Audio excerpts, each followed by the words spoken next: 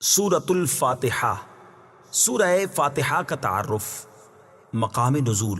اکثر علماء کے نزدیک سورہ فاتحہ مکہ مکرمہ میں نازل ہوئی ہے۔ امام مجاہد رحمۃ اللہ تعالی علیہ فرماتے ہیں سورہ فاتحہ مدینہ منورہ میں نازل ہوئی ہے، اور ایک قول یہ ہے کہ سورہ فاتحہ 2 مرتبہ نازل ہوئی، ایک مرتبہ مکہ مکرمہ میں اور دوسری مرتبہ مدینہ منورہ میں نازل ہوئی ہے۔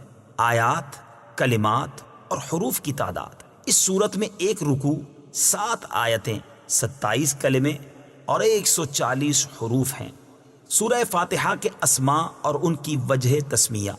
اس سورت کے متعدد نام ہیں، اور ناموں کا زیادہ ہونا اس کی فضیلت اور شرف کی دلیل ہے۔ اس کے مشہور 15 نام یہ ہیں۔ نمبر 1، سورہ فاتحہ۔ سورہ فاتحہ سے قرآن پاک کی تلاوت شروع کی جاتی ہے، اور اسی سورت سے قرآن پاک لکھنے کی ابتدا کی جاتی ہے، اس لیے اسے فاتحۃ الکتاب یعنی کتاب کی ابتدا کرنے والی کہتے ہیں۔ نمبر 2، اس سورت کی ابتدا الحمدللہ سے ہوئی، اس مناسبت سے اسے سورۃ الحمد یعنی وہ سورت جس میں اللہ تعالیٰ کی حمد بیان کی گئی ہے کہتے ہیں۔ نمبر 3 اور 4، سورہ فاتحہ قرآن پاک کی اصل ہے، اس بنا پر اسے ام القرآن اور ام الکتاب کہتے ہیں۔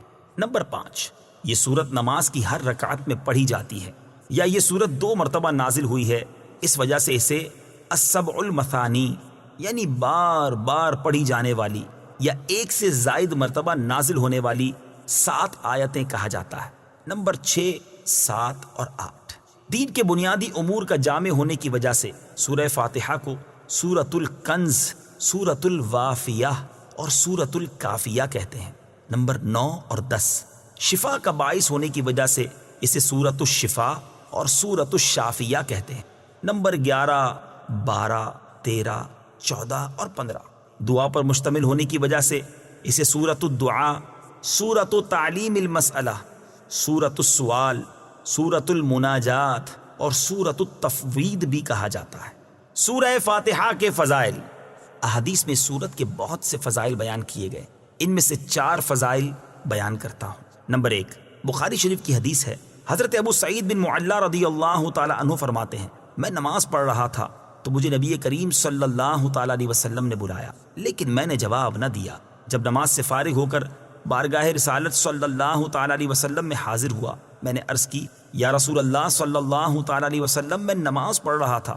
تاجدار رسالت صلی اللہ تعالی علیہ وسلم نے ارشاد فرمایا، کیا اللہ تعالیٰ نے یہ نہیں فرمایا، استجیبوا للہ وللرسول اذا دعاکم، اللہ اور اس کے رسول کی بارگاہ میں حاضر ہو جاؤ جب وہ تمہیں بلائیں۔ پھر ارشاد فرمایا، کیا میں تمہیں تمہارے مسجد سے نکلنے سے پہلے قرآن کریم کی سب سے عظیم سورت نہ سکھاؤں؟ پھر آپ علیہ الصلوۃ والسلام نے میرا ہاتھ پکڑ لیا۔ جب ہم نے نکلنے کا ارادہ کیا تو میں نے عرض کی، یا رسول اللہ صلی اللہ تعالی علیہ وسلم، آپ نے فرمایا تھا کہ میں ضرور تمہیں قرآن مجید کی سب سے عظمت والی سورت سکھاؤں گا۔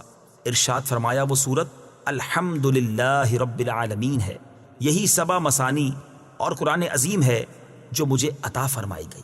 نمبر 2، مسلم شریف کی حدیث ہے، حضرت عبداللہ ابن عباس رضی اللہ تعالی عنہما فرماتے ہیں، ایک فرشتہ آسمان سے نازل ہوا اور اس نے سید المرسلین صلی اللہ تعالی علیہ وسلم کی بارگاہ میں سلام پیش کر کے عرض کی، یا رسول اللہ صلی اللہ تعالی علیہ وسلم، آپ کو ان 2 نوروں کی بشارت ہو جو آپ کے علاوہ اور کسی نبی کو عطا نہیں کیے گئے، اور وہ 2 نور یہ ہیں، نمبر 1 سورہ فاتحہ، نمبر 2 سورہ بقرہ کی آخری آیتیں۔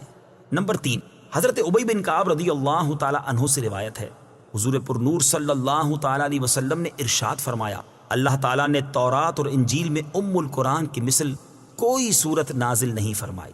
نمبر 4، حضرت عبد الملک بن عمیر رضی اللہ تعالی عنہ سے روایت ہے، نبی کریم صلی اللہ تعالی علیہ وسلم نے ارشاد فرمایا، سورہ فاتحہ ہر مرض کے لیے شفا ہے۔ سورہ فاتحہ کے مضامین۔ اس سورت میں یہ مضامین بیان کیے گئے ہیں۔ نمبر 1، اس سورت میں اللہ تعالیٰ کی حمد و ثنا کا بیان ہے۔ نمبر 2، اللہ تعالیٰ کے رب ہونے، اس کے رحمان اور رحیم ہونے، نیز مخلوق کے مرنے کے بعد دوبارہ زندہ کیے جانے اور قیامت کے دن ان کے اعمال کی جزا ملنے کا ذکر ہے۔ نمبر 3، صرف اللہ تعالیٰ کے عبادت کا مستحق ہونے اور اس کے حقیقی مددگار ہونے کا تذکرہ ہے۔ نمبر 4، دعا کے آداب کا بیان اور اللہ تعالیٰ سے دین حق اور صراط مستقیم کی طرف ہدایت ملنے، نیک لوگوں کے حال سے موافقت اور گمراہوں سے اجتناب کی دعا مانگنے کی تعلیم ہے۔ یہ چند وہ چیزیں بیان کی گئی ہیں جن کا سورہ فاتحہ میں تفصیلی ذکر ہے، البتہ اجمالی طور پر اس سورت میں بے شمار چیزوں کا بیان ہے۔ امیر المومنین حضرت علی المرتضیٰ کرم اللہ تعالی وجہہ الکریم فرماتے ہیں، اگر میں چاہوں تو سورہ فاتحہ کی تفسیر سے 70 اونٹ بھروا دوں۔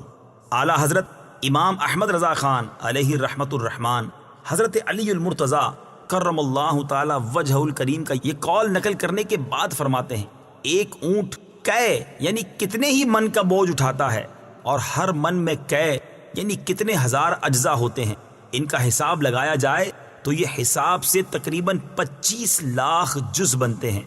یہ فقط سورہ فاتحہ کی تفسیر ہے۔ سورہ فاتحہ سے متعلق شرعی مسائل۔ نمبر 1، نماز میں سورہ فاتحہ پڑھنا واجب ہے۔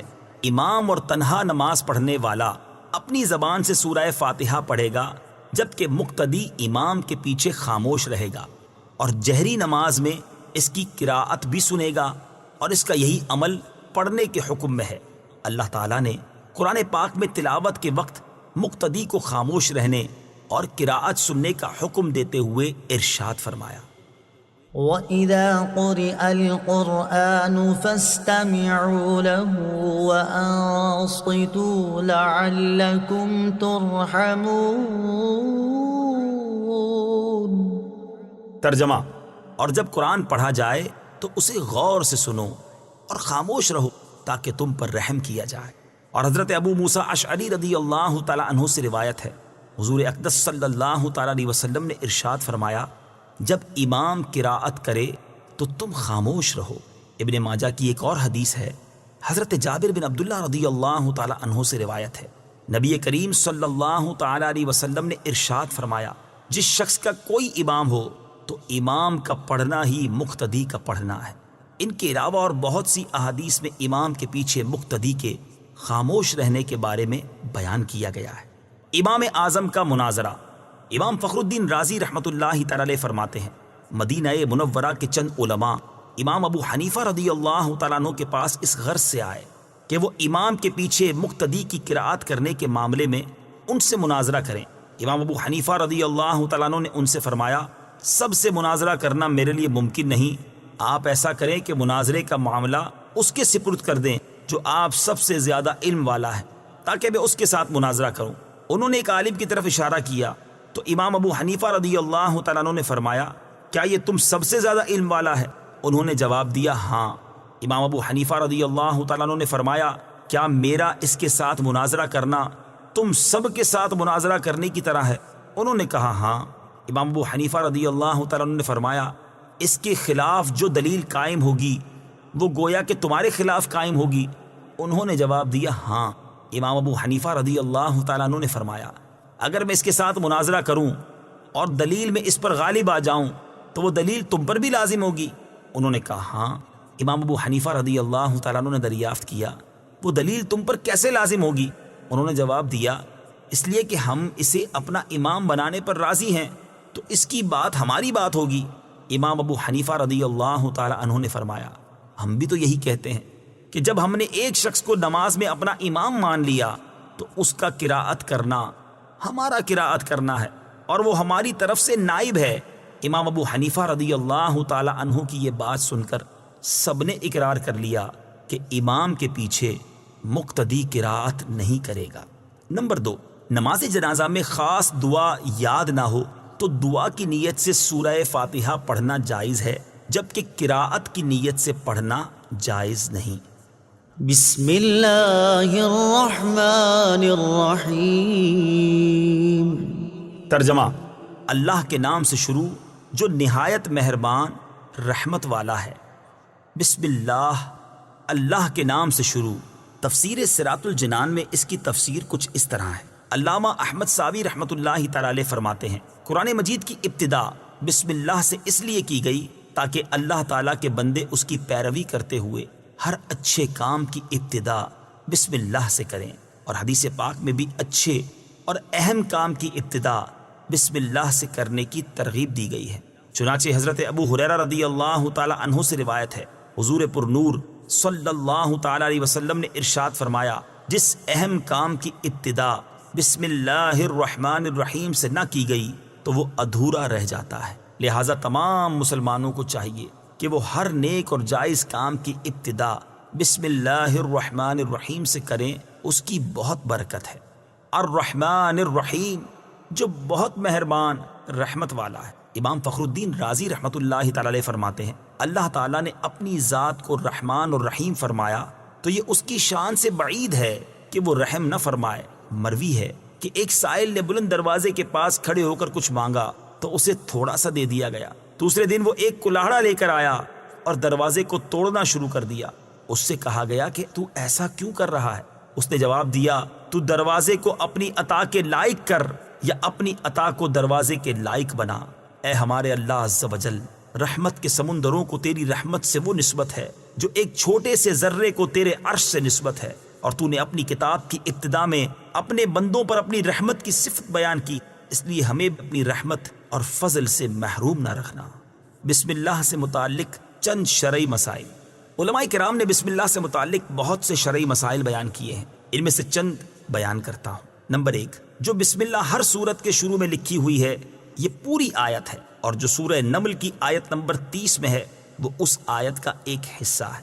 نمبر 2، بسم اللہ ہر سورت کے شروع کی آیت نہیں ہے بلکہ پورے قرآن کی ایک آیت ہے، جسے ہر سورت کے شروع میں لکھ دیا گیا تاکہ دو سورتوں کے درمیان فاصلہ ہو جائے۔ اسی لیے سورت کے اوپر امتیازی شان میں بسم اللہ لکھی جاتی ہے، آیات کی طرح ملا کر نہیں لکھتے، اور امام جہری نمازوں میں بسم اللہ آواز سے نہیں پڑھتا۔ نیز حضرت جبریل علیہ الصلوۃ والسلام جو پہلی وحی لائے اس میں بسم اللہ نہ تھی۔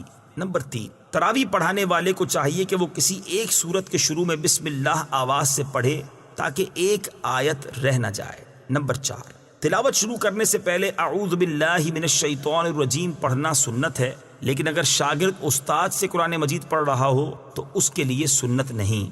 نمبر 5، سورت کی ابتدا میں بسم اللہ پڑھنا سنت ہے ورنہ مستحب ہے۔ نمبر 6، اگر سورہ توبہ سے تلاوت شروع کی جائے تو اعوذ باللہ اور بسم اللہ دونوں کو پڑھا جائے، اور اگر تلاوت کے دوران سورہ توبہ آ جائے تو بسم اللہ پڑھنے کی حاجت نہیں۔